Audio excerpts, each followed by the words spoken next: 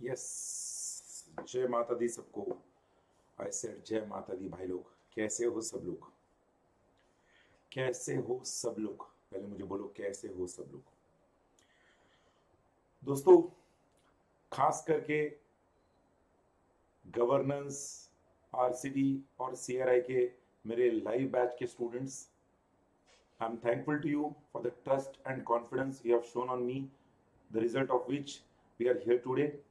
और आज इस सेंड ऑफ फंक्शन में बैच के मैं आपके साथ जो स्ट्रेटेजी शेयर करने जा रहा हूं दोस्तों, आई बिलीव ये स्ट्रेटेजी आपको एट द एंड इतना कॉन्फिडेंस देके जाएगा कि यस, हर बंदा हर बंदा ये एक पल के लिए जरूर सोचेगा कि मैं भी रैंक में आ सकता हूं। यस, आप भी रैंक में आ सकते हो दोस्तों। इसलिए ये स्ट्रेटेजी मैं आपके साथ शेयर करने के बाद हमारे इंस्पायर चैनल पर भी अवेलेबल करूंगा, खास करके उन एकलव्य स्टूडेंट्स के लिए जो इसका बेनिफिट लेना चाहते हैं। आज की जो डिस्कशन है पूरा, ये एंटायर सीएस प्रोफेशनल दिसंबर 21 एग्जाम को ध्यान में रखते हुए है। और आइडल टाइम फ्रेम जो स्ट्रेटेजी का मैंने रखा है, it is I will say from 1st August 2021 to 20th December 2021। हम ये मान रहे हैं कि भैया ये जो दिसंबर 21 का एग्जाम है वो समय पर होगा। Yes, ceteris paribus other things remain the same. Corona का जो कहर है वो दिन ब दिन कम होगा और एग्जाम वक्त पर होगा, ऐसा मानते हैं। और ये जो आइडल स्ट्रेटेजी में दे रहा हूं, ये डेफिनेटली आपको दिसंबर 21 की पॉइंट ऑफ व्यू से है। बट मैं चाहूंगा ये जो स्ट्रेटेजी है, ये स्ट्रेटेजी हमारे वो स्टूडेंट जो अगस्त 21 में एग्जाम देने वाले हैं, जो जून 22 की तैयारी करने वाले हैं या दिसंबर 22 की तैयारी करने वाले हैं, वो स्टूडेंट भी जरूर देखें। अगस्त 21 के स्टूडेंट्स इस वीडियो को देखकर ये समझ सकते हैं कि उन्हें और आखिरी के इन कुछ दिनों में कहां पर इंप्रूवमेंट करना है और किस तरह से स्मार्ट वर्क करना है। बिकॉज दोस्तों, आप सबको ये पता है प्रोफेशनल में लेवल ऑफ नॉलेज एक्सपर्टाइज्ड है, सिलेबस इज अ ओशन। और जब सिलेबस ओशन होता है, लेवल ऑफ नॉलेज एक्सपर्टाइज होता है, तो आपसे इंस्टीट्यूट एक चीज जो एक्सपेक्ट करती है और वो है स्मार्ट वर्क। आज के सेशन में आपको वही स्मार्ट वर्क मैं आपको बताने वाला हूं। And yes, not only from governance, RCD, CRI perspective, मेरे जो पिछले 15 साल के एक्सपीरियंस के टीचिंग के मैं पूरा यूज कर कर आपको at CA level, CS level and at CMA level जिस तरह से मैं स्टूडेंट्स को गाइड करते आया हूं, खास करके हमारे फाइनल के स्टूडेंट्स को, मैं उस पूरे एक्सपीरियंस को यूज करके डेफिनेटली सारे 9 सब्जेक्ट्स को लेकर आपको स्ट्रेटेजी देने वाला हूं। दोस्तों, अगेन मैं कह रहा हूं, भले ही मैं 3 सब्जेक्ट पढ़ा रहा हूं, मैं एडिशनल 6 सब्जेक्ट की भी स्ट्रेटेजी दूंगा। बट कभी भी हम ऐसा कहते हैं, वो सब्जेक्ट का जो एक्सपर्ट होता है वो ज्यादा बेटर आपको गाइड कर सकता है। मेरी जो स्ट्रेटेजी है उसको लेकर ओपिनियंस डिफर हो सकते हैं, इसको लेकर मैं पहले ही डिस्क्लेमर देना चाहता हूं। बट मैं ये मानता हूं, अगर मैं आपकी जगह होता और मेरा एग्जाम अगर दिसंबर 21 में होता, तो एक आइडल स्ट्रेटेजी मेरे लिए मैं क्या चूज करता टू कम इन रैंक, वो मैं आपके साथ शेयर कर रहा हूं। तो again, before I start the strategy, मैं आपको जरूर कहूंगा कि ओपिनियंस में differ. So if any one has a different school of thought, it is always welcome. You can share your school of thought in the comment box in the YouTube channel. You can share your school of thoughts, WhatsApp me। और मैं बता दूं, हर वो student जो ये strategy देख रहा है और जो एम कर रहा है कि यस उसे रैंक में आना है या उसे कैसे भी करके तीनों ग्रुप क्लियर करने हैं, तो उसको मैं डेफिनेटली हेल्प करना चाहूंगा, गाइड करना चाहूंगा। कोई भी स्टूडेंट ऐसा जो ये देख रहा है और उसे लगता है कि उसको गाइडेंस की जरूरत है, can definitely contact me. Contact number मुझे बताने की जरूरत नहीं। Where there is a will there is a way, so you can easily get a contact number of mine wherever you want and whenever you wish to do so। दोस्तों, ये strategy हम अगस्त 21 से लेकर दिसंबर 21 अप्रोक्सीमेटली 140 डेज के लिए बना रहे। आज की हमारी ये जो स्ट्रेटेजी है, कोई भी स्टूडेंट मुझे कहता है सर ऐसी क्या खास बात है इस स्ट्रेटेजी में जो आप कह रहे हो रैंक में आएंगे। दोस्तों, रैंक में आएंगे ऐसा मैं क्यों कह रहा हूं, ध्यान से सुनना। हो सकता है कोई स्टूडेंट 2 ही मॉड्यूल दे रहा होगा, तो बोलेगा सर मैं तो 2 ही मॉड्यूल दे रहा हूं, मैं तो रैंक में नहीं आऊंगा। मैं फर्स्ट थर्ड दे रहा हूं या सेकंड थर्ड दे रहा हूं, जो भी कॉम्बिनेशन आप दे रहे हो। आज की ये स्ट्रेटेजी सुनने के बाद मेरी बात ध्यान से सुनना, अगर आप एलिजिबल हो तीनों मॉड्यूल के लिए, अगर आप एलिजिबल हो तो आपने तीनों मॉड्यूल ही देनी चाहिए, अगर आप एलिजिबल हो तो। बट अगर आप एलिजिबल ही नहीं हो तीनों मॉड्यूल के, then I can say you can use the strategy which I am giving subject wise for your particular module and particular subject. अगर सबको मेरी बात क्लियर है, खास करके मेरे ऑनलाइन वाले प्यारे स्टूडेंट जिनके साथ मेरा लाइफ टाइम का बॉन्ड जुड़ चुका है, तो मेरे लाइफ टाइम के बॉन्ड वाले स्टूडेंट्स, मैं आपका कमेंट बॉक्स में जैसे मैसेज आएगा मैं आज का डिस्कशन स्टार्ट करूंगा और आपको शुरू में बताऊंगा कि आज की हमारी ये जो स्ट्रैटेजी है वो किस तरह से हम आगे लेके जाने वाले हैं। आपका कमेंट आने के बाद मैं स्टार्ट करूंगा। Yes my dear friends, quickly waiting for your comments.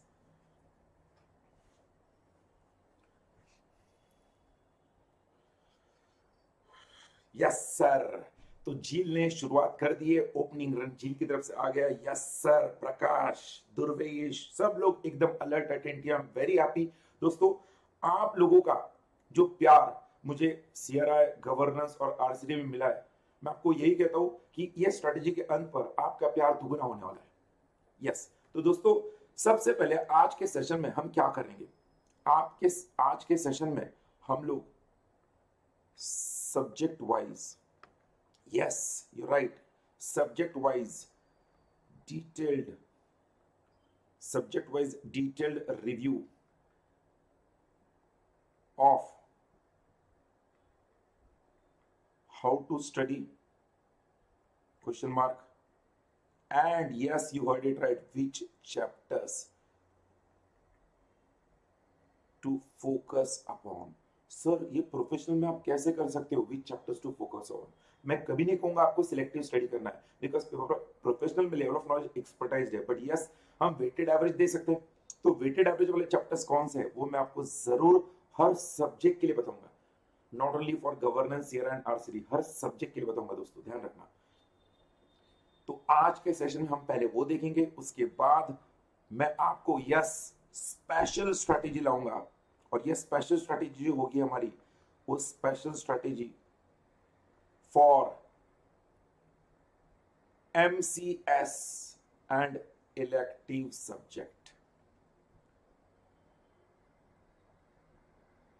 दोस्तों अगेन मैं आपको जो शुरू में डिस्क्लेमर दिया वही मैं कहूंगा, ये मैं एज अ टीचर जो मेरा 15 साल का एक्सपीरियंस है वो पूरा यूज करके मैं आपको ये स्पेशल स्ट्रेटेजी देने वाला हूं। डेफिनेटली MCS के लिए शुभम सर से बेहतर कोई पढ़ा ही नहीं सकता है, बट स्ट्रेटेजी के लिए आप शुभम सर से भी पूछ लेना, वो भी कुछ हद तक मेरे से एग्री हो जाएंगे, सर आपने जो स्ट्रेटेजी दी है डेफिनेटली वो अच्छी ही होनी चाहिए। तो special strategy for MCS and elective subject, इसके लिए मैं दूंगा, दोनों के लिए कॉमन स्ट्रेटेजी होगी जो मैं आपके साथ शेयर करूंगा, क्योंकि ये ओपन बुक एग्जाम है। तो ये स्ट्रेटेजी ओपन बुक एग्जाम के लिए कैसे प्रिपेयर करना है, ये जरूरी कि MCS हो या इलेक्टिव सब्जेक्ट हो, कोई भी ओपन बुक एग्जाम के लिए किस तरह से तैयारी करनी चाहिए और कैसे आपने आइडियली उस सब्जेक्ट में स्कोर करना चाहिए, ये मैं आपके साथ शेयर करूंगा। उसके बाद मैं आपको टाइम टेबल दूंगा। ये टाइम टेबल अभी दिसंबर 21 के लिए, जो स्टूडेंट जून 22 और दिसंबर 22 के लिए प्लान कर रहे हैं, डेफिनेटली उन स्टूडेंट्स के लिए ये टाइम टेबल नहीं होगा, और जो स्टूडेंट्स अगस्त 21 के लिए कर रहे हैं उनके लिए भी ये टाइम टेबल नहीं होगा। बट वो टाइम टेबल जो होगा वो इस तरह से होगा, it will be 45 2020, yes and then 10। दोस्तों 2020 का जमाना है, तो स्ट्रेटेजी में 45 2020 आना ही चाहिए एंड 10, इस तरह से हमारा 140 डेज को मैं डिवाइड करने वाला हूं।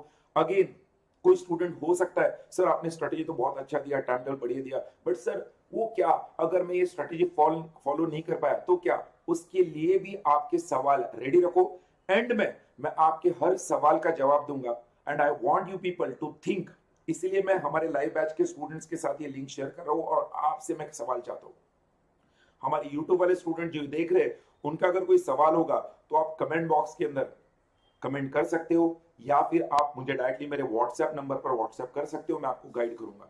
बट यस हमारा लाइव बैच वाले स्टूडेंट्स, आपके सवाल इस लेक्चर के एंड में तैयार रखना। I want your questions. Time table 45 20 20 10, और उसके बाद सबसे इंपॉर्टेंट दोस्तों इस स्ट्रेटेजी में सबसे इंपॉर्टेंट पार्ट जो मैं आपके साथ शेयर करूंगा, और ध्यान रखना ये जो पार्ट नंबर 4 है, इसके बगैर ये स्ट्रैटेजी अधूरी है।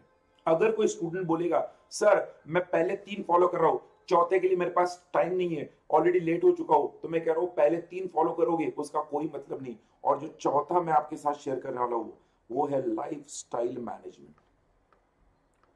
दोस्तों हम ऐसा कहते हैं, जब आप किसी मंजिल पर पहुंचना चाहते हो, जब किसी विजन के साथ आप आगे बढ़ते हो, तो आपको उस मंजिल तक पहुंचने के लिए एक चीज है जो आपको हर बार हेल्प करेगी, वो है आपकी हेल्थ। और जब मैं हेल्थ की बात करता हूं दोस्तों, यहां पर हेल्थ में 2 एस्पेक्ट्स आते हैं, और काफी स्टूडेंट्स हेल्थ के सिर्फ एक एस्पेक्ट से वाकियाफ होते हैं और एक एस्पेक्ट के बारे में जानते हैं, वो है फिजिकल एस्पेक्ट। बट दोस्तों आपके हेल्थ का जो सबसे अहम हिस्सा है, जो उस 3 घंटे में एग्जाम हॉल में आपको अफेक्ट करता है, वो है मेंटल हेल्थ।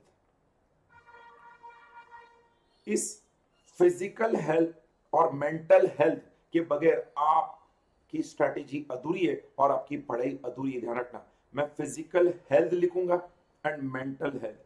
आपने सिर्फ और सिर्फ फिजिकल हेल्थ पर फोकस नहीं करना है। ध्यान रखना वो 3 घंटे में आपको जो सबसे ज्यादा हेल्प करता है वो है मेंटल हेल्थ। इसके ऊपर ही हम डिस्कस करेंगे। I want your question at the end of the session. Yes, you already are ready. I hope everyone is eager enough, curious enough to understand the way we are going to proceed. इसलिए मैंने शुरू में आपको idea दे दिया, और खास करके हमारे अगस्त 21 के स्टूडेंट्स को ये फास्ट फॉरवर्ड करके देखना आसान है। जून 22, दिसंबर 22 के स्टूडेंट्स को फास्ट फॉरवर्ड करके देखना आसान है। जहां तक टाइम टेबल का एस्पेक्ट है, आप उसे स्किप कर सकते हो। You can directly come to the lifestyle management. You can see the special strategy for MCS and elective subject. You can go to the subject wise detailed review which I'll be sharing with you, and just cross check yourself कि whether you have followed the same approach, और अगर नहीं किया है जो मैं बता रहा हूं तो उन एस्पेक्ट्स को इंप्रूव करोगे तो डेफिनेटली फायदा मिलेगा। दोस्तों मैं ये स्ट्रैटेजी के अंदर जो आइडियल आपको दे रहा हूं, रैंक पर्सपेक्टिव, तीनों मॉड्यूल्स को स्ट्रैटेजी है। So let us start with the first module, module 1, जो हमारा सब्जेक्ट वाइज डिटेल्ड रिव्यू है मॉड्यूल 1 का। डेफिनेटली जो हमारा प्यारा सा सब्जेक्ट है गवर्नेंस, उसको मैं मॉड्यूल 1 के एंड पर रखूंगा। पहले हम मॉड्यूल 1 का आप सबका जो चहीता सब्जेक्ट है, जो प्रोफेशनल के स्टूडेंट्स को अक्सर जिस सब्जेक्ट को लेकर डर लगता है, स्टूडेंट अक्सर मुझे बोलते हैं सर प्रोफेशनल से डर नहीं लगता, सर GST और DT से लगता है। कितने स्टूडेंट्स इस बात से एग्री होते हैं? कमेंट बॉक्स में कमेंट जरूर करो हमारे लाइव बैच के स्टूडेंट्स। सर प्रोफेशनल से डर नहीं लगता है, GST और DT के पेपर से लगता है। बट अगर सलीम कुरैशी सर आपके साथ हो तो मैं आपको बता दूं क्या बंदा है वो सलीम कुरैशी सर। जिस तरह से आपको GST और DT उन्होंने पढ़ाया है, मैं आपको कहूंगा माइंड बॉगलिंग। मैंने काफी बार उनसे डिस्कशन किया और मैं कई बार उनको पूछता भी हूं, सर आप इतना परफेक्टली कैसे GST और DT को कवर करते हो? उनसे भी डिस्कशन करके मैं आपको ये स्ट्रेटेजी GST और DT की शेयर कर रहा हूं। मैंने सौम्या मैडम से DD और ड्राफ्टिंग की स्ट्रेटेजी जो मैंने सोची थी उनके साथ डिस्कस करके आपके साथ शेयर कर रहा हूं। ऐसे नहीं, मैंने हर उस सब्जेक्ट के एक्सपर्ट से पहले बात की है, इंस्पायर किया, और फिर मैं आपके साथ शेयर कर रहा हूं। मैंने शुभम सर से भी बात की है MCS, फंडिंग और इलेक्टिव सब्जेक्ट के बारे में, और आपके साथ शेयर कर रहा हूं। इलेक्टिव में उन्होंने IBC कहा है, मैं इन जनरल आपको बताऊंगा। यस, तो भाई मॉड्यूल 1 के अंदर जो आपका GST एंड DT का जो पार्ट है दोस्तों, GST एंड DT का जो पार्ट है, मैं अगेन आपको कहूंगा, आप सबको ये पता है कि आपके जो GST और DT का पार्ट है, उसमें DT का पार्ट आपको 30 मार्क्स के लिए है।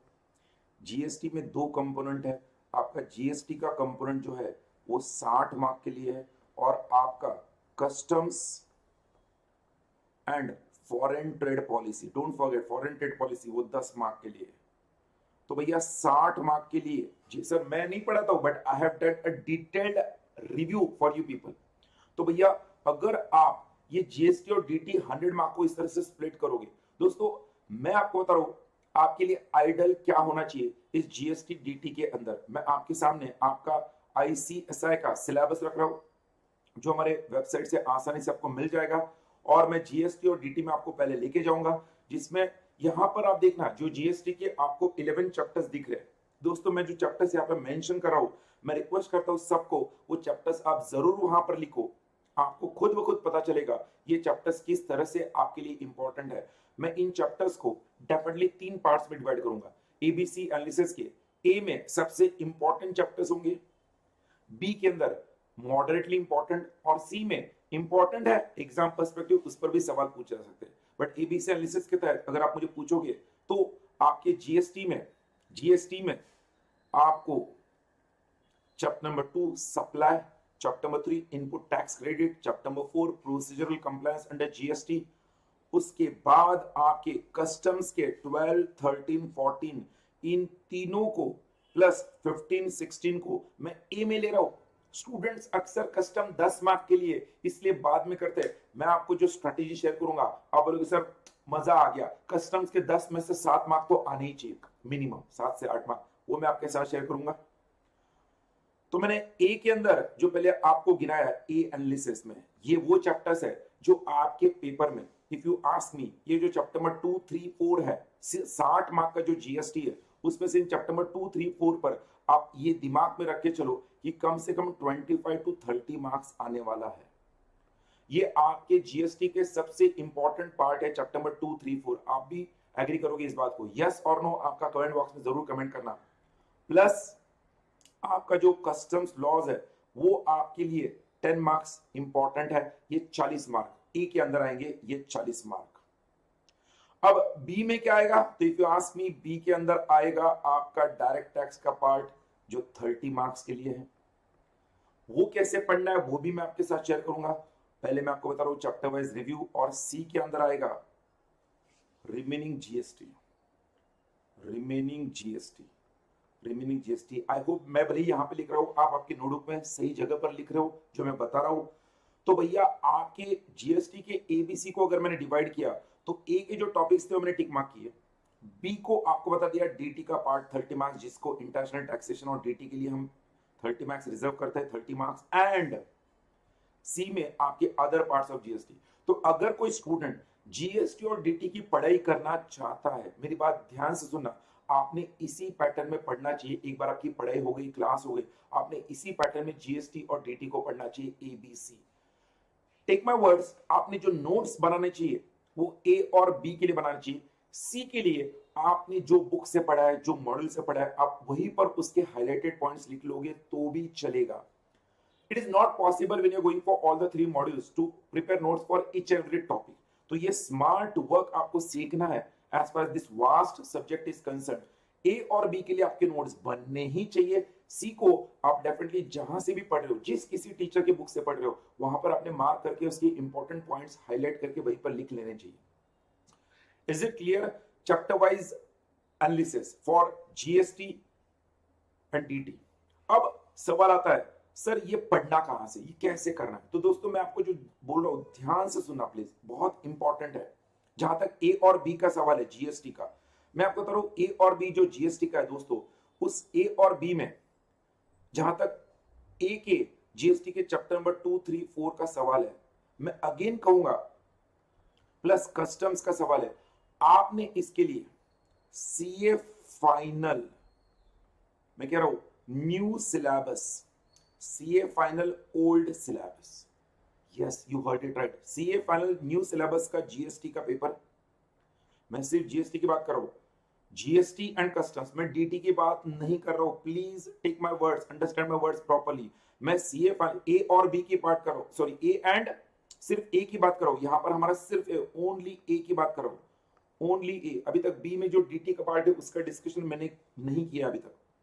जो सीए फाइनल का जीएसटी का पेपर है न्यू सिलेबस का, मई 18, नवंबर 18, मई 19, नवंबर 19, नवंबर 20, Jan 21 and July 21, 1, 2, 3, 4, 5, 6, 7, ये 7 पेपर्स न्यू सिलेबस के एंड एग्जैक्टली यही 7 पेपर्स ओल्ड सिलेबस के।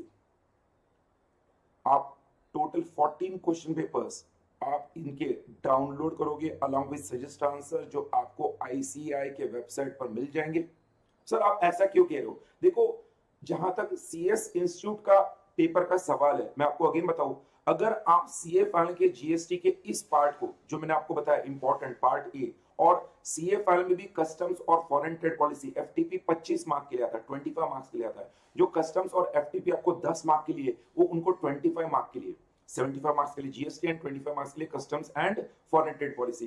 तो इसलिए आपको उस ओनली ए पार्ट के लिए ये question papers 14 question papers download करने आईसीआई की वेबसाइट से अलॉन्ग विद सजेस्ट आंसर्स आप करोगे, अच्छी बात है।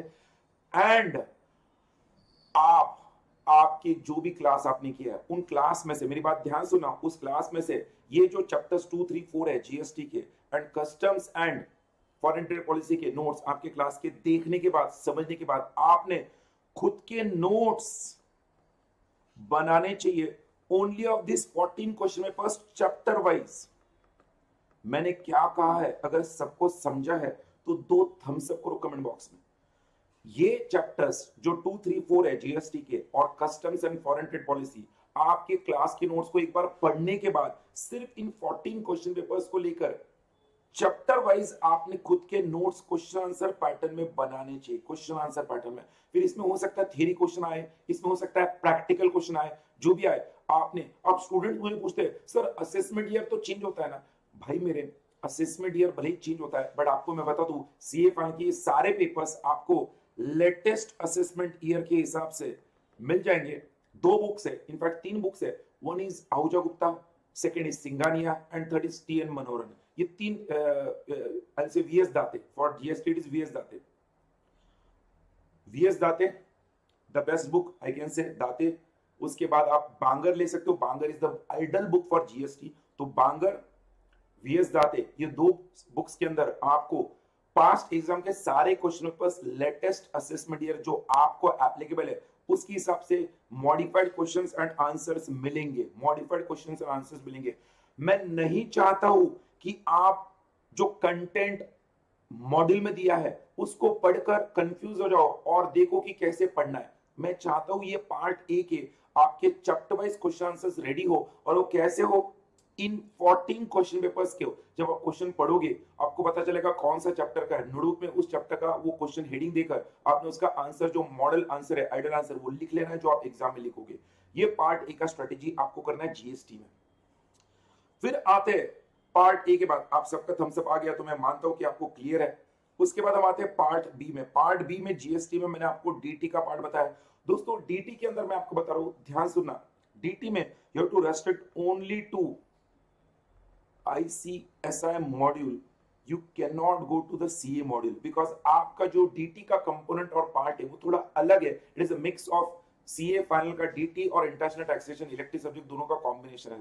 So I don't want you to confuse yourself. तो सिर्फ ICSI मॉड्यूल को रेस्ट्रिक्ट करो। एंड उस पार्ट बी के लिए यहां पर आपको क्या करना है, लास्ट 4 एग्जाम क्वेश्चन पेपर्स जो है DT के, जो 30 मार्क्स का DT आता है, उसके अनुसार आप चैप्टर वाइज क्वेश्चन आंसर में नोट्स बना लोगे। मतलब पिछले 4 पेपर्स, जो भी पेपर्स 4-5 जो भी पेपर्स न्यू सिलेबस के आपके डीटी के, जीएसटी डीटी के, तो डीटी का जो 30 मार्क्स है उसके जो क्वेश्चंस आए उन क्वेश्चंस को आप डीटी के बुक के अंदर चैप्टर वाइज फिल्टर करके क्वेश्चन आंसर पैटर्न में नोट्स बना लोगे। सर इससे क्या होगा, इससे 2 फायदा होगा। एक तो आप पास्ट एग्जाम के सारे डीटी के क्वेश्चंस अलॉन्ग विद आंसर्स आपके रेडी हो जाएंगे, आप उसे पढ़ लोगे, समझ लोगे, नंबर 1। एंड नंबर 2, जब आप चैप्टर वाइज बना लोगे तो आपको खुद ब खुद आइडिया आ जाएगा जो 30 मार्क्स का डीटी है उनमें से कौन से चैप्टर्स पर ज्यादा क्वेश्चंस पूछे जा रहे हैं, बिकॉज आप चैप्टर वाइज क्वेश्चंस बना रहे हो। अगर ये बात समझिए डीटी के पार्ट बी की, तो इस बार जेएमडी बोल दो कमेंट बॉक्स में, तो मैं ए बी हो गया, फिर सी में जाता हूं जीएसटी के, फिर मैं जीएसटी के सी में जाऊंगा, part C of GST, GST other remaining chapters. कोई भी सवाल है पार्ट सी के बाद मैं आपका जरूर लूंगा जीएसटी को लेकर, कोई दिक्कत नहीं। उसके बाद ही हम आगे बढ़ेंगे, स्टेप बाय स्टेप जाते हैं, और आपके जो कॉमन सवाल है वो एंड में लेंगे। सब्जेक्ट वाइज सवाल हर सब्जेक्ट के बीच में लेंगे, ठीक है। तो जीएसटी को लेकर जो अदर रिमेनिंग चैप्टर्स है, मैंने कहा इसके लिए आपको सिर्फ और सिर्फ जिस नोट्स से आप पढ़ रहे हो, जिस नोट से आप पढ़ रहे हो, उन नोट्स को वहीं पर हाईलाइट करना है और वहीं पर उसके पॉइंट्स आपको समरी में लिखने हैं। इसके लिए खुद के आपके नोट्स बनाने की जरूरत नहीं है। जिस क्लास के नोट्स को आप पढ़ रहे हो वहीं पर हाईलाइट करके वहीं पर आप पॉइंट्स समरी में बना लोगे अदर चैप्टर्स को, अदर रिमेनिंग चैप्टर्स को। ये हुआ जीएसटी का पार्ट ए बी सी, जिसमें आपका जीएसटी और डीटी दोनों पार्ट कवर हो गया। मैंने आपको जो आइडल स्ट्रेटेजी दी पार्ट ए के लिए, पार्ट बी के लिए, पार्ट सी के लिए, अगर इसको लेकर आपको क्लैरिटी है, सब कुछ क्लियर है, बहुत अच्छा लगा है, तो ए बी बोलो। इसको लेकर कोई भी सवाल है कमेंट बॉक्स में कमेंट करो। वो सवाल लेने के बाद मैं जीएसटी के बाद हमारे मॉडल 1 के सेकंड सब्जेक्ट ड्राफ्टिंग में जाऊंगा। गवर्नेंस एंड में लेंगे, वो अपना सब्जेक्ट है ना, वो एंड में लेंगे मॉडल 1 का। अगर आपको सब कुछ क्लियर है, बहुत अच्छा लगा है, तो ए बी बोलो, आप आगे बढ़ो। यूट्यूब वाले स्टूडेंट्स कमेंट बॉक्स में जरूर कमेंट करो, और जिनको कुछ सवाल है आप मुझे यहाँ पर सवाल कमेंट बॉक्स में डाल सकते हो। हमारे ऑनलाइन वाले students waiting for your comments. क्या बात है, आप आगे बढ़ो, आना शुरू हो गया। Very good, perfect. दोस्तों, ये जो स्ट्रेटेजी अभी जीएसटी के लिए दी है, उसके बाद मुझे ईमानदारी से, अच्छा, एक स्टूडेंट का सवाल आया जिज्ञासा का, टैक्स में बुक ले सकते हैं क्या सर? बेटा, आप कोई भी बुक लो, मैं आपको कहूंगा किसी भी सब्जेक्ट के लिए, मेरी बात ध्यान से सुना, किसी भी सब्जेक्ट के लिए अगर आप कोई एक पर्टिकुलर टॉपिक पढ़ रहे हो, ध्यान सुना, एक पर्टिकुलर टॉपिक का, तो आपने वो पर्टिकुलर टॉपिक अगर किसी एक बुक से पढ़ा है तो अंत तक उसी बुक से पढ़ना चाहिए। स्टूडेंट्स क्या गलती करते, ध्यान रखना, एक बार इस बुक से पढ़ लिया, टैक्स की बुक से, फिर एक बार मॉडल से पढ़ लिया, फिर एक बार क्लास के नोट से पढ़ लिया, ये देखने के लिए कोई छूट ना जाए। ये सबसे बड़ी गलती स्टूडेंट्स करते हैं। वो कहते हैं jack of all trades master of none. अगर कोई टॉपिक आपको लगे कि उसके लिए मॉड्यूल सफिशिएंट नहीं है या आपके क्लास के नोट सफिशिएंट नहीं है, आप उसमें कॉन्फिडेंट महसूस नहीं कर रहे हो, आप किसी रेफरेंस बुक के अंदर वो कॉन्फिडेंस आ रहा है आपको, तो उस टॉपिक को, सिर्फ उसी टॉपिक को उस रेफरेंस बुक से पढ़ो। मैंने आपको कहा, जहां तक जीएसटी के, सीए के क्वेश्चन पेपर्स का सवाल है, उसके लिए Bangar is the ideal book, ऐसा माना जाता है। Bangar is the ideal book, Bangar and V S Date Taxmann का। I will go for Bangar. I don't know the publication of Bangar, but Bangar is the ideal book. आप उसको एक बार ओवरव्यू करो, देखो, आपको गूगल पे उसका रिव्यूज मिल जाएगा, आप हार्ड कॉपी जाकर खुद देखो बुक स्टॉल में और फिर लो। इज दैट क्लियर जिज्ञासा बेटा? बांगर या टैक्समैन का वीएस दाते। मेरा अगला जो स्ट्रैटेजी है ड्राफ्टिंग को लेकर, दोस्तों मैं आपको यहां पर पूछना चाहूंगा, जिज्ञासा इसके बाद भी बेटा कोई सवाल है प्लीज बेझिझक करके पूछा, डोंट, बाकी सब लोग बोल रहे इसलिए ओके सर ऐसा मत बोलो, अगर आप क्लैरिटी है तो ही ओके बोलो। ड्राफ्टिंग को लेकर मुझे ईमानदारी से बोलो, कितने स्टूडेंट्स को फियर है? पहले मुझे वो देखना, कितने स्टूडेंट्स को फियर है ड्राफ्टिंग में? सर वो लिखने में बहुत दिक्कत होती है, सर वो याद नहीं रहता, सर समझता सभी बट वो प्रेजेंटेशन नहीं होता है। कितने स्टूडेंट्स को दिक्कत है? Raise your hand up in the comment box. YouTube वाले स्टूडेंट्स, आपको तो सुनना है, अच्छा लगे तो कमेंट बॉक्स में कमेंट करना है। मैं जो आपको स्ट्रेटेजी दूंगा, वो स्ट्रेटेजी सुनने के बाद आप बोलोगे सर माँ कसम मजा आ गया, ड्राफ्टिंग 60 मार्क तो आने ही चाहिए, 60 मार्क तो आने ही चाहिए ड्राफ्टिंग में, ये स्ट्रेटेजी सुनने के बाद। और यही आईसीएसआई आपसे एक्सपेक्ट करता है। यस, हमारे काफी स्टूडेंट्स है जो समझते कि ड्राफ्टिंग में याद, लिखने में प्रॉब्लम आती है, समझता सब कुछ है, प्रेजेंटेशन में दिक्कत आती है। तो दोस्तों मैं आपको बता दूं, ड्राफ्टिंग के लिए you can talk to any teacher. I don't know if the teacher is definitely unbiased, he will definitely guide you on this aspect, but अगर मैं एक स्टूडेंट हूं और मुझे तीनों मॉडल देने हैं, तीनों मॉडल देने हैं, और ड्राफ्टिंग इस पेपर में मैं वहां पर स्कोर कर सकता हूं, और ड्राफ्टिंग में बाय गॉड्स ग्रेस जो आपका ओल्ड सिलेबस है सीएस प्रोफेशनल का और जो न्यू सिलेबस है ड्राफ्टिंग का, उसमें ज्यादा फर्क नहीं है। मैं ये नहीं कह रहा हूं फर्क नहीं है, ज्यादा फर्क नहीं है, 90%, 80 to 90% सेम है। और यहीं पर हमें वो आईसीएसआई के माइंडसेट को यूज करना है। अब मेरी बात ध्यान सुनो, दिसंबर 2013 मैं लिखूंगा, फिर उसमें 14, 2014, 2015, 2016, 2017, 2018, सर ये क्या कर रहे हो, पता चलेगा 2019, 2020 में अगेन एक ही एग्जाम हुआ है, 2021 का अभी एक ही एग्जाम, दिसंबर 13 का एक ही exam, 1 2 3 papers, 1 2 3 4 5 6 12 and 3 15 question paper से आपके पास ड्राफ्टिंग के। एंड इफ आस्क मी, इस 2019 से आपको ओल्ड सिलेबस के क्वेश्चन पेपर्स है, तो 2019 के 2, 20 का 1 और अभी का 1, तो 15 to 17, 18, 19 क्वेश्चन पेपर से आपके पास ड्राफ्टिंग के। मेरी बात ध्यान से सुनना, ये 19 क्वेश्चन पेपर्स नहीं है, ये 19 क्वेश्चन पेपर्स में आपके ड्राफ्टिंग का 80 to 90 मार्क्स का पेपर छुपा है। मैं अगेन बता रहा हूं, आपका जब एग्जाम होगा अभी अगस्त में, आपके 80 to 90 मार्क्स का ड्राफ्टिंग का पेपर छुपा है। मैं तो 100 मार्क्स कहूंगा, कंजर्वेटिवली मैं 80 to 90 बोल रहा हूं। मैं तो 100 मार्क का पेपर मानता हूं, बट कंजर्वेटिव के थोड़ा बहुत चेंज आया तो 10 मार्क के लिए कुछ नया आ गया, बट 80 to 90 मार्क्स का पेपर छुपा है। तो सर ये करना क्या है? मैं कहूंगा आपका आईसीएसआई का लेटेस्ट मॉड्यूल लो। मेरी बात ध्यान सुनो, आप मॉड्यूल लो, इन सारे क्वेश्चन पेपर्स को डाउनलोड कर लो, क्वेश्चन पेपर्स को डाउनलोड कर लो। आपने ड्राफ्टिंग की क्लास कर ली है, आप हर एक क्वेश्चन को दिसंबर 13 से लेकर अभी लेटेस्ट एग्जाम तक के हर एक क्वेश्चन को पढ़कर, मेरी बात ध्यान सुनना, हर एक क्वेश्चन को पढ़कर मॉड्यूल में उस जगह पर जाकर उस क्वेश्चन को वहां पर लिख लो, एक स्टिक नोट के ऊपर, एक पेपर पर लिख लो, पेपर वहां पे चिपका दो मॉड्यूल में, या अगर पॉसिबल नहीं तो नोटबुक में चैप्टर वाइज वो क्वेश्चंस लिख लो और जगह छोड़ो ड्राफ्ट के लिए, जगह छोड़ो ड्राफ्ट के लिए। मैं आपको बता रहा हूं, कई बार क्वेश्चंस रिपीट होते हैं, ड्राफ्टिंग के लिए क्वेश्चंस रिपीट होते हैं। मैं अगेन बता रहा हूं, जो ड्राफ्ट आप इस तरह से क्वेश्चन आंसर पैटर्न का बनाओगे इन 19 पेपर का, दोस्तों आप समझना मेरी बात को, क्यों मैं आपको बता रहा हूं कॉन्फिडेंट कि आप ड्राफ्टिंग में 60 ला सकते हो। अगर आपने इन 18 से 19 क्वेश्चन पेपर्स को ड्राफ्ट पैटर्न में लिखा, प्रेजेंटेशन पैटर्न में, जिसमें आपको पता चलेगा मैक्सिमम क्वेश्चंस रिपीट होते हैं, तो एक चीज आपको समझना है, आपको अच्छी हैंडराइटिंग में लिखना है। अच्छी मतलब बहुत मोतियों जैसे अक्षरों की जरूरत नहीं है, आपकी हैंडराइटिंग जैसे है वैसे चलेगी, बट आपको पढ़ते आनी चाहिए। ये ड्राफ्टिंग के नोट्स आपको कैसे बनाने हैं वो आपको पार्ट 2 में बताऊंगा, टाइम टेबल के वक्त आपको ये फॉलो करना है।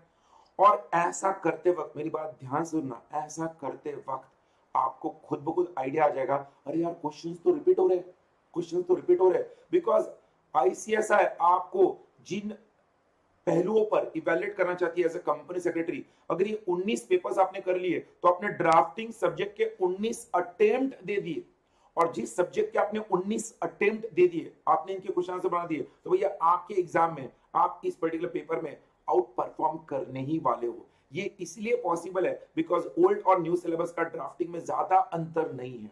अगर सबको ये बात समझी है, जची है, क्वेश्चन आंसर पैटर्न में इसके ड्राफ्ट बनाने का पैटर्न समझा है, मॉड्यूल के अंदर हर एक पॉइंट पे वहां पे टिक मार्क करके कौन से ईयर के लिए वो क्वेश्चन आया था, वहां पर सिर्फ ईयर लिखना है, क्वेश्चन आपको नोटबुक पे लिखना है।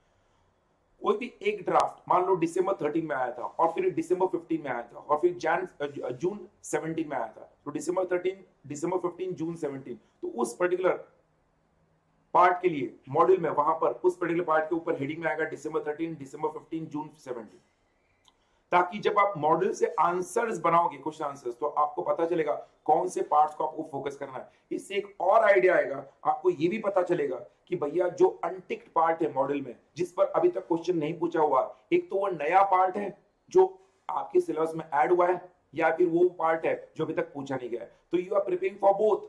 अरे समझा है ड्राफ्टिंग का स्ट्रेटेजी? तो प्लीज कमेंट बॉक्स में आपको जो अच्छा लगे वो कमेंट करो। Waiting for your valuable comments. कोई भी सवाल है पूछो सवाल।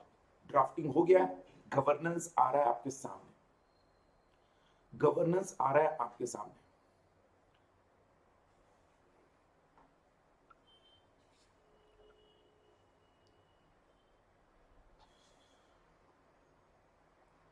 दोस्तों बहुत मेहनत से सोच समझ कर स्ट्रेटेजी बनाई है, but yes you can have your different school of thoughts, आपके ओपिनियंस बदल सकते हैं। कोई भी आपका सवाल है आप पूछ सकते हो, कोई दिक्कत नहीं। आपको अच्छा लगे तो प्लीज कमेंट बॉक्स में जरूर कमेंट करो, ताकि मुझे भी पता चले कि मेरी बात आप तक पहुंची है कि नहीं पहुंची। Okay, yes, thank you Reshma. आग लगा देंगे, आग लगानी है, आग लगानी है। और मैं आपको भरोसा दिलाता हूं और मैं आपको ये बताता हूं, ध्यान से सुनना मेरे लाइव बैच के स्टूडेंट, दिल से बोल रहा हूं, मैं आपको भी पता, मैंने आपको काफी बार बैच में बोला है, 2017 के बाद पहली ऐसी प्रोफेशनल की बैच है मेरी जो आप इतने होशियार और होनहार स्टूडेंट्स हो। मैं कुछ स्टूडेंट्स के नाम लेकर कुछ स्टूडेंट्स को यहाँ पर हम कह सकते हैं हर्ट नहीं करना चाहूंगा, बट आपके बैच में काफी रैंक मटेरियल है। और मेरी बात ध्यान सुनना, आपके बैच में काफी रैंक में आने वाले स्टूडेंट्स हैं। और ये दिसंबर के एग्जाम के बाद आप मुझे बता देना सर आपने बोला था वो सही था कि नहीं, प्रोवाइडेड आप ये आइडियल स्ट्रेटेजी फॉलो करो।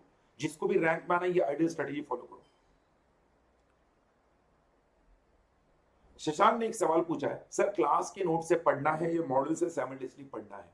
शशांक बेटा, मैं ये हर बार रेकमेंड करूंगा, क्लास के नोट्स और मॉड्यूल ये तुमने साइमल्टेनियसली दोनों को रेफर करके बाद में किसी एक पर शिफ्ट हो जाना है।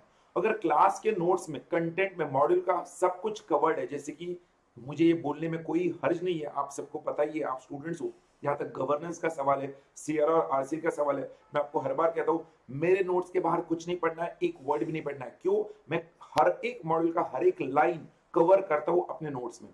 तो आप क्लास के नोट्स जो भी कर रहे हो वो क्लास के नोट्स और मॉड्यूल दोनों को रेफर करके, अगर आपको लगता है कि मॉड्यूल का सब कुछ क्लास के नोट्स में कवर्ड है, तो you can definitely read from the class notes. But आपको पढ़ना नहीं है Shashank, I hope you understood. मैंने कहा ये 19 क्वेश्चन पेपर्स के जो क्वेश्चंस है, जब आप इनको फिल्टर करके क्वेश्चन आंसर पैटर्न में इनके ड्राफ्ट्स बना लोगे, आपके ऑलरेडी बने हुए नोट्स, कोई दिक्कत नहीं, उन नोट्स में वहां पर ऐड कर लो, उन नोट्स में आगे ऐड कर लो, जो आपने बनाया नहीं है उसमें वहीं पर ऐड कर लो, टाइम सेव हो जाएगा आपका, कोई दिक्कत नहीं, टाइम सेव होगा, that is smart work again. तो आप वहां पे उस तरह का स्ट्रेटजी फॉलो करोगे। शशांक तुम्हारा पॉइंट अगर क्लियर है बेटा तो यस सर बोलो। मैं आगे का सवाल ले रहा हूं प्रकाश का। जब क्वेश्चंस रिपीट होंगे सर तो उन्हें फिर से क्वेश्चन आंसर नोट्स में नहीं लिखना है ना? यस प्रकाश, ये मैंने कहा, बिल्कुल भी नहीं लिखना है। जब ड्राफ्टिंग के इस तरह के 19 क्वेश्चन पेपर्स, 18-19 क्वेश्चन पेपर्स आप देखकर उस तरह से ड्राफ्ट बनाओगे, जो क्वेश्चन रिपीट हुए, आपको सिर्फ क्वेश्चन लिखना है, आंसर नहीं। क्वेश्चन जरूर लिखना है, क्यों मैं बताऊं, अक्सर स्टूडेंट्स को ड्राफ्टिंग के क्वेश्चन पढ़ने के बाद समझ में नहीं आता है कौन सा ड्राफ्ट है। आईसीएसआई आपको आंसर भले सेम ड्राफ्ट का होता है, बट क्वेश्चन पूछने का तरीका अलग होता है। तो वो आप क्वेश्चन लिखने से आपका माइंड आपके एग्जाम के लिए एक ड्राफ्ट पर कितने अलग तरीके से क्वेश्चन आ सकते हैं उसके लिए प्रिपेयर्ड है। और इसलिए तो मैं कह रहा हूं ना, आपको क्वेश्चंस लिखने, कॉमन क्वेश्चंस के लिए, कॉमन आंसर्स के लिए क्वेश्चन सिर्फ आएंगे, आंसर एक ही आएगा। क्लियर है प्रकाश? शशांक का पॉइंट क्लियर हो गया है, प्रकाश का भी पॉइंट क्लियर हो गया है ऐसा मैं मानता हूं। गवर्नेंस में बढ़ते हैं। और दोस्तों यस, जैसे प्रकाश का कमेंट आएगा हम आगे बढ़ेंगे।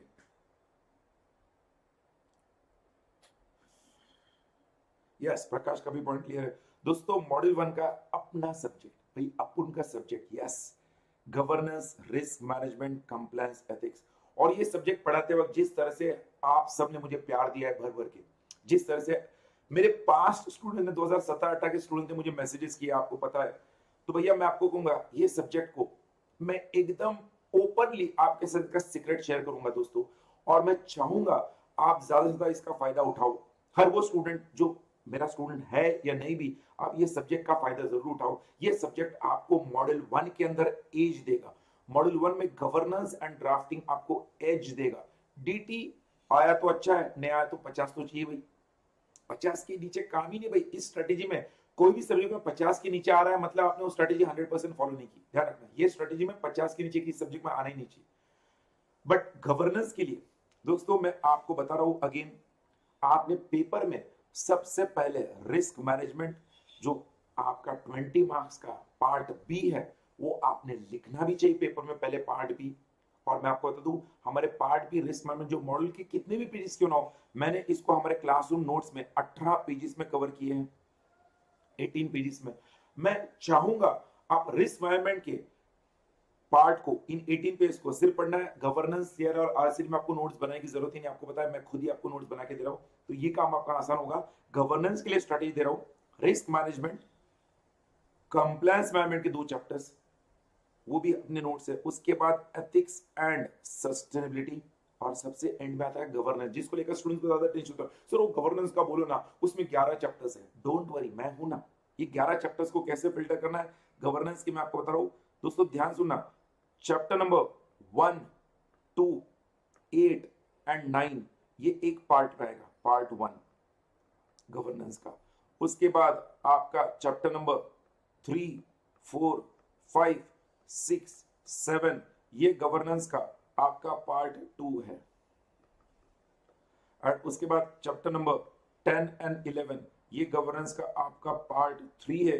या आप मुझे ले सकते हो ABC एनालिसिस है, ABC एनालिसिस है। इसमें अगेन आपको A और B के ऊपर, अगर आप मुझे पूछोगे A के ऊपर अप्रोक्सीमेटली आपके पेपर में 25 to 30 मार्क्स आता है, B के ऊपर भी 25 to 30 मार्क्स आता है, और C के ऊपर 10 to 15 मार्क्स आता है। अब कुछ तुम सर गवर्नेंस तो 50 मार्क के लिए ना, दोस्त 50 मार्क के लिए गवर्नेंस है, बट 15 मार्क का एक इंटरनल ऑप्शनल क्वेश्चन आता है जहां पे गवर्नेंस का पेपर आपको 65 मार्क के लिए हो जाता है। 65 मार्क्स के लिए गवर्नेंस का पेपर होता है, भले वो कितने मार्क के लिए, 50 मार्क के लिए। जहां तक कंप्लायंस मैनेजमेंट, रिस्क मैनेजमेंट का सवाल है, मैं कहूंगा आपको मैंने रेगुलर बैच में हमारे उस स्टूडेंट का मॉडल पेपर बताया जिसको इस दोनों पेपर में पार्ट में कितने मार्क्स मिले, 40 में से 17 प्लस 17 34 मार्क्स। तो दोस्तों अगर एक एवरेज स्टूडेंट को 17 प्लस 17 मार्क्स मिला है, 34 मार्क्स मिला है, सिंपल स्ट्रेटेजी अपने क्लासरूम नोट्स को फॉलो करके, तो मुझे लगता है कि आप इस रिस्क मैनेजमेंट और कंप्लायंस के 34 मार्क्स पर अगर फोकस करोगे, 40 में से मैं कहूंगा उसे 34 मिले, 34 मिले एक एवरेज स्टूडेंट को, आप 32 पकड़ लो, आप 30 पकड़ लो भाई, 30 पकड़ लो। एथिक्स और सस्टेनेबिलिटी के 10 मार्क में से आप 6 मार्क पकड़ लो, सिर्फ अपनी नोट्स पकड़ने हैं। तो अगर मैं ये 30 लू सिर्फ रिस्क मैनेजमेंट कंप्लायंस का और एथिक्स और सस्टेनेबिलिटी का 36 लू, 36 मार्क्स, 36 मार्क्स पकड़ू, तो गवर्नेंस के 50 मार्क में से मुझे अगर 24 मार्क्स भी आते हैं, मतलब it is less than 40%, less than 50%, sorry, 24 marks भी आते हैं तो भी मेरा 60 मार्क हो गया। यहां पर मैंने कंजर्वेटिवली 30 मार्क और 6 मार्क ही पकड़ा है रिस्क मैनेजमेंट कंप्लायंस और एथिक्स सस्टेनेबिलिटी में, 30 से ऊपर आया तो बोनस है। मुझे गवर्नेंस में 24 मार्क्स लाने के लिए ये एबीसी पैटर्न काम में आएगा। मैं आपको कह रहा हूं आपने गवर्नेंस की पढ़ाई इस पैटर्न में ही करनी चाहिए। चैप्टर नंबर 1 2 8 9, चैप्टर नंबर 3 4 5 6 7, और जैसे मैंने कहा जो नोट्स आपको दिए उसके बाहर कुछ मत करो। हो सकता है कि कभी किसी को लगे सर ये पार्ट आपने कवर नहीं किया, भाई अगर कोई पार्ट मैंने वहां पर नहीं दिया है तो आप समझना उसका लॉजिक होगा, उसका आपको सबसे बड़ा बेनिफिट ये होगा कि वो पार्ट स्मार्ट वर्क से ओमिट किया गया।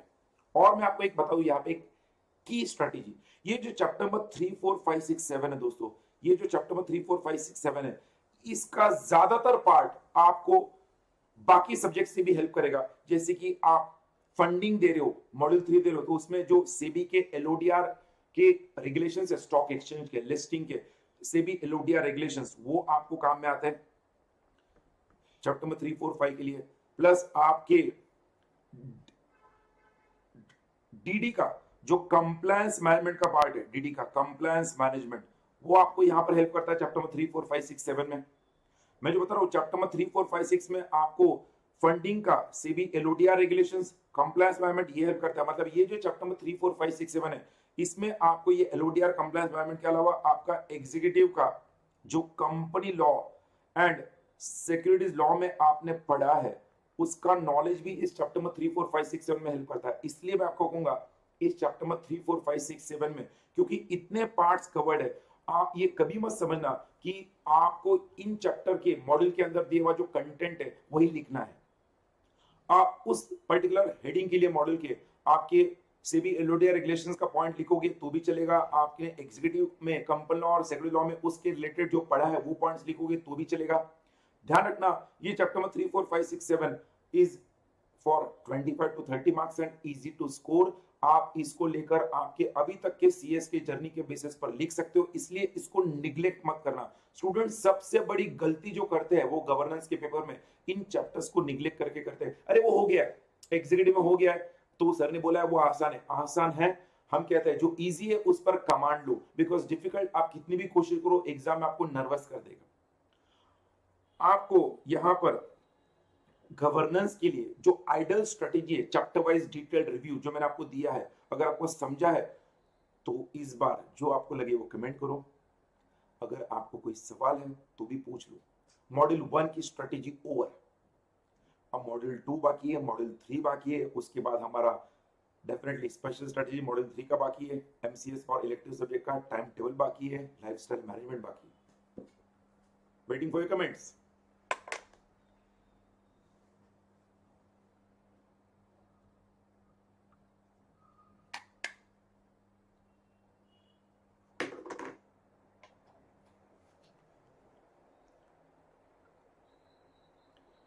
मैं अगेन कहूंगा ये आइडल स्ट्रेटेजी पेपर लिखना भी ऐसे आपको गवर्नेंस का 1 2 3 4 ऐसे ही लिखना है पेपर भी गवर्नेंस का। ओके, वेरी गुड, सबको क्लियर है। मॉड्यूल 1 इज ओवर, मॉड्यूल 1 के बाद हम आगे बढ़ते हैं मॉड्यूल 2 में। मॉड्यूल 2 में तो अपने ही दो सब्जेक्ट है अगेन सीआर एंड आरसीडी, ये बाय हाथ का खेल है। बट अगर अपने दो सब्जेक्ट है तो पहले हम सौम्या मैडम का सब्जेक्ट लेते हैं, सौम्या मैडम का सब्जेक्ट लेते हैं मॉड्यूल 2 के लिए। जो हमारे सौम्या मैडम का सब्जेक्ट है दोस्तों, यस वो लेते हैं। और उसको लेकर मैं आपको कहूंगा जिस सब्जेक्ट का नाम मैं थोड़ा पूरा लिखता हूं, जैसे कि compliance management, secretarial audit and due diligence. ऐसा लगना चाहिए ना भाई स्टूडेंट को, मैं फेंक के नहीं कर रहा हूँ, प्रॉपरली पढ़ाई करके एनालिसिस करके आपको बता रहा हूँ। आपका जो कंप्लायंस मैनेजमेंट है वो 40 मार्क के लिए आता है, secretarial audit and due diligence 60 marks के लिए आता है। इसमें मैं आपको कहूंगा if you ask me personally ये जो पार्ट है सेक्रेटरियल ऑडिट का वो पूरा थ्योरेटिकल है। In fact entire DD is theoretical. और एक चीज याद रखना, पूरे 9 सब्जेक्ट में अगर आईसीएसआई को कहीं पर कुछ कंटेंट ऐड करना था बट वो नहीं कर पाया, तो उन्होंने वो कंटेंट को इस पर्टिकुलर सब्जेक्ट में ऐड कर दिया। मतलब this subject is a mix of governance, this subject is a mix of funding, this subject is mix of all other subjects also. आप इस सब्जेक्ट में हर एक सब्जेक्ट का थोड़ा थोड़ा अंश पाओगे, यस और नो मुझे बोलो, हर एक सब्जेक्ट का थोड़ा थोड़ा अंश पाओगे। तो ये जो सब्जेक्ट है आपका डीडी, इसको लेकर मैं आपको बता रहा हूं कि आपने सबसे पहले क्या करना चाहिए। जो 40 मार्क्स का आपका कंप्लायंस मैनेजमेंट है और जो सेक्रेटरियल ऑडिट और ड्यू डिलिजेंस है 60 मार्क का, इसमें ओल्ड सिलेबस और न्यू सिलेबस में काफी अंतर है, तो आप ओल्ड सिलेबस को रेफर नहीं कर सकते हो। तो फिर सर कैसे करना है? Don't worry, I am there, मैं बता रहा हूं। तो क्या हुआ, ओल्ड सिलेबस अगर रेफर नहीं कर सकते भैया, हमारे पास न्यू सिलेबस के 4 पेपर्स होंगे अप्रोक्सीमेटली, 3 या 4 पेपर्स या 5 पेपर्स, जो भी आपके पेपर के ये पेपर्स क्वेश्चन पेपर्स लेने के। और चैप्टर वाइज पहले ध्यान रखना, डीडी का आपने एक बार क्लास करने के बाद, नोट्स पढ़ने के बाद, चैप्टर वाइज पहले प्रीवियस ईयर के इन क्वेश्चन पेपर्स के क्वेश्चन आंसर में नोट्स बना लो। सर आप ये क्यों बोल रहे हो? मैं आपको जो बता रहा हूं ध्यान से सुनो। प्रीवियस ईयर के क्वेश्चन पेपर्स में जितने भी क्वेश्चंस आए थे चैप्टर वाइज, उनके क्वेश्चन आंसर में नोट्स बना लो। ऐसा बनाने के बाद आप खुद बेटर जज हो जाओगे ये समझने के लिए कि कंप्लायंस मैनेजमेंट के 40 मार्क के जो क्वेश्चंस अभी तक आए हैं वो कौन से चैप्टर के ज्यादा पूछे जाते हैं। सेक्रेटरियल ऑडिट ड्यू डिलिजेंस में जो 60 मार्क का आता है वो कौन से पार्ट का है जो ज्यादा पूछा जाता है, because this will change from attempt to attempt. कई बार इसका वेटेज चेंज होता है, बट आप जब पिछले 4 या 5 पेपर्स का इस तरह से क्वेश्चन आंसर लिखोगे आपको वेटेड एवरेज मिल जाएगा। और एक बार आपने इन क्वेश्चन आंसर के नोट्स बना लिए पास्ट क्वेश्चन पेपर्स के, फिर जो वेटेड एवरेज आपके सामने आता है, जिस चैप्टर का वेटेज ज्यादा है अप्रोक्सीमेटली, अगर 4 साल के क्वेश्चन पेपर्स लिए आपने और मान लो एक क्वेश्चन चैप्टर पर 24 मार्क्स आया तो एवरेज 6 मार्क्स आया, कुल मिलाकर 24 मार्क्स आया 4 अटेम्प्ट में, तो 6 मार्क के लिए क्वेश्चन आया। मान लो एक टॉपिक पर मान लो 4 अटेम्प्ट में लगभग 96 मार्क्स पूछे गए, मतलब वो चैप्टर 24 मार्क के लिए पूछा रहा है, तो वही जिस चैप्टर पर सबसे ज्यादा मार्क का पूछा हुआ है वेटेड एवरेज में उसका रैंक 1 होगा। और उसके अकॉर्डिंगली आपको डीडी में, मेरी बात ध्यान सुना, जब आप वेटेड एवरेज बनाओगे तो आपके कंप्लायंस मैनेजमेंट, सेक्रेटरियल ऑडिट और डीडी के जो 100 मार्क के हिसाब से जो वेटेड एवरेज में जिन टॉपिक्स का 60 से 70 मार्क का कवरेज होता है, सिर्फ उन्हीं टॉपिक के आप नोट्स बनाओगे। आपने पास्ट ईयर के क्वेश्चन पेपर्स के आंसर सारे टॉपिक के बना लिए, बट आप नोट्स उन्हीं टॉपिक का बनाओगे जो पहले 60 टू 70 मार्क्स का डीडी का पेपर कवर करते हैं, जिसमें कंप्लायंस मैनेजमेंट के कुछ टॉपिक्स हो सकते हैं, कुछ सेक्रेटरियल ऑडिट और डीडी के हो सकते हैं। It is a mix of both. मैं कभी नहीं कहूंगा आप पूरा कंप्लायंस मैनेजमेंट करो, डीडी को इस तरह से करो, सेक्रेटरियल ऑडिट को ऐसे करो, नहीं। आपको कुछ टॉपिक्स कंप्लायंस मैनेजमेंट के नोट्स बनाने, कुछ सेक्रेटरियल ऑडिट और डीडी के बनाने, कॉम्बिनेशन ऑफ बोथ बनाकर आपको 60 से 70 मार्क के लिए नोट्स बनाने। And for others you can just highlight and prepare summary notes right there itself, summary notes from the notes which you are reading। आपको इसके लिए क्वेश्चन आंसर पैटर्न में नोट्स बनाने की जरूरत नहीं। क्वेश्चन आंसर पैटर्न में नोट्स सिर्फ कौन से टॉपिक्स के बनाने हैं, जो आपके वेटेड एवरेज में जो टॉपिक्स जो पहले 60 से 70 मार्क की कवर हो सकता है। अब हो सकता है ये 5 टॉपिक 60 से 70 कवर हो, तो आपको 5 टॉपिक ही बनाने, फिर उन 5 टॉपिक में 2 कंप्लायंस मैनेजमेंट के हो सकते हैं, 3 सेक्रेटरियल ऑडिट के हो सकता है 8 टॉपिक हो सकता है 3 टॉपिक हो। जितने टॉपिक्स आपके 60 से 70 मार्क वेटेड एवरेज में कवर कर रहे हैं वो आपको बनाना। क्यों? मेरी बात ध्यान सुनना, अगर वो 4 या 5 अटेम्प्ट में इस तरह का वेटेड एवरेज होता है, पेपर में जाने के बाद ये 60 से 70 मार्क का वो पार्ट है जो आपको बचे हुए 30 मार्क्स के लिए हेल्प करेगा। ये 60 से 70 मार्क इस तरह से लिखना है, पेपर चेकर इंप्रेस होना चाहिए, उसे लगना चाहिए क्या लिखा है, बिकॉज इसके हमारे question answer pattern notes ready है।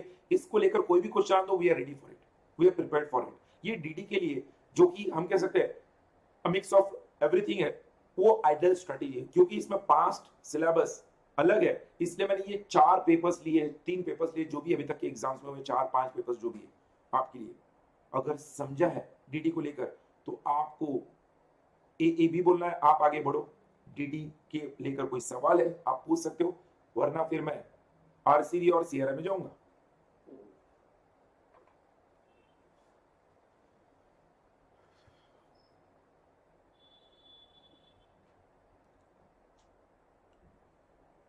कोई सवाल है आप पूछ सकते हो। दोस्तों मॉड्यूल 1 हो चुका है, मॉड्यूल 2 हो चुका है। हमारे यूट्यूब वाले स्टूडेंट्स दोस्तों आपको भी ये समझ रहा होगा, अगस्त 21 स्टूडेंट्स। अगर आपको अच्छा लगे तो भाई कमेंट बॉक्स में कमेंट जरूर करो ताकि मुझे पता चले।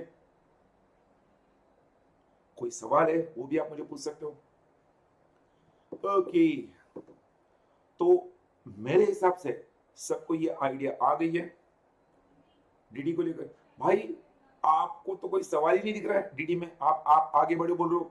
दो बातें हो सकती है, एक तो आपको सब कुछ समझा है डीडी का स्ट्रेटेजी, आपको अच्छा लगे, या चलो बोलो ठीक है भाई इतना एडजस्ट कर लेते, सर ने बोला तो ये भी समझ लेंगे। भाई ऐसा नहीं है ना, आई होप अच्छा लगा है। Waiting for comments. कोई भी सवाल है डेफिनेटली बेझिझक मुझे पूछ सकते हो। ये स्मार्ट स्टडी कैसे करना है रैंक स्टूडेंट के लिए और रैंक में आने के लिए, तो भैया आपको रैंक में नहीं आना, आपको पास भी होना तो भी ये स्ट्रेटेजी फॉलो करो ना, क्या फर्क पड़ता है। और रैंक का स्टूडेंट फॉलो करेगा तो आप तो डेफिनेटली पास हो जाओगे। ओके, डीडी के बाद आगे बढ़ते हैं दोस्तों। आरसीडी में हमारा आरसीडी हो चुका है, मैं पहले बोल चुका हूं, गवर्नेंस के वक्त मुझे अलग से बोलने की जरूरत नहीं है।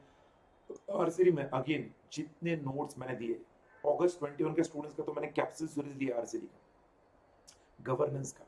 तो जो कैप्सूल सीरीज के अंदर मैंने पढ़ा है वो आप रिवीजन के लिए यूज कर सकते हो। आरसीडी में मैं आपको कहूंगा आपको स्प्लिट इस तरह से करना।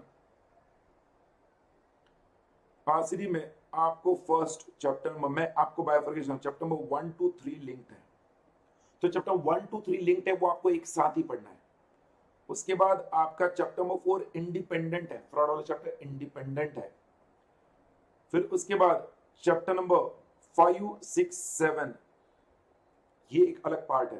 फिर उसके बाद चैप्टर नंबर 8 अलग पार्ट है और चैप्टर नंबर 9 अलग पार्ट है। तो भैया आरसीडी में आप सबको पता है ये वही सब्जेक्ट है पूरे तीनों मॉड्यूल में जो सबसे ज्यादा कम सिलेबस है as far as the module is concern, but सबसे ज्यादा डिफिकल्ट है to score in the entire 3 modules.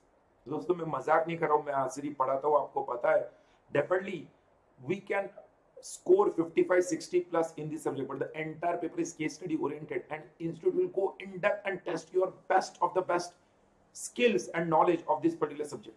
A student to understand and to make himself prepared for any surprises, you can't have any option in RCD 9 chapters, you have to study all the 9 chapters, but उनको कैसे पढ़ना है वो तरीका मैंने आपको दिया है। Chapter 1 2 3, chapter 4, chapter 5 6 7, chapter 8, chapter 9। अब इसको लेकर